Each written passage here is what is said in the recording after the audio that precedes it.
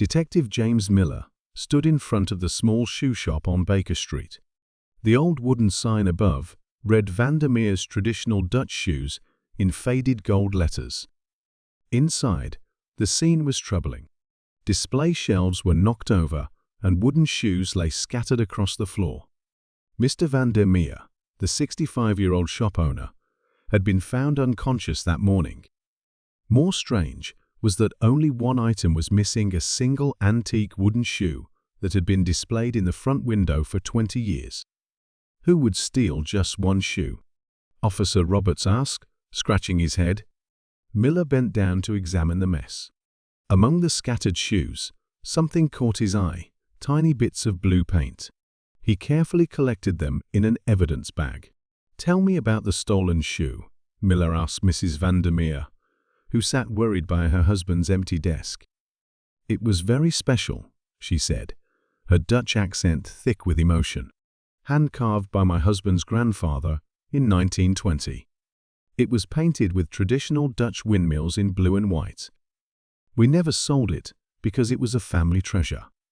Miller nodded, writing in his notebook. "Did anyone show special interest in it recently?" "Yes," Mrs. Vandermeer remembered.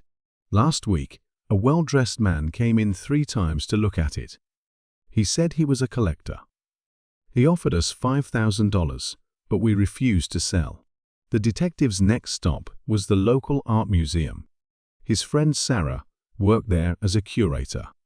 When he showed her the blue paint chips, her eyes widened. "This is very old Dutch paint," she explained. "The kind used on traditional windmills. It's rare now and very valuable to collectors."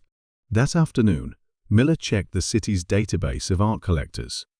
One name stood out: William Blake, who had recently paid huge sums for Dutch artifacts. His address was just 20 minutes away. At Blake's expensive house, Miller noticed fresh dirt on the front steps. The collector seemed nervous when he opened the door. "Mr. Blake, where were you at 2 a.m. last night?" "Home, sleeping," Blake answered quickly. "Too quickly. Mind if I look around?" Miller asked, but he'd already spotted something through the door: wet boots by the stairs, with the same dirt he'd seen on the steps. In Blake's study, Miller found what he was looking for. On the desk was the stolen shoe, next to tools and blue paint. Blake had been trying to make a copy. "The paint gave you away," Miller explained later at the police station. "You needed the original shoe to match the rare paint color exactly. You planned to make a perfect copy to sell as an antique. But you got caught before you could finish." Blake confessed. The shoe was returned to the Vandermeers, and their shop reopened a week later. Mr. Vandermeer recovered fully and added extra security to protect their family treasure. As for Detective Miller, he kept a tiny chip of that rare blue paint on his desk. It reminded him that even the smallest clue could solve a mystery.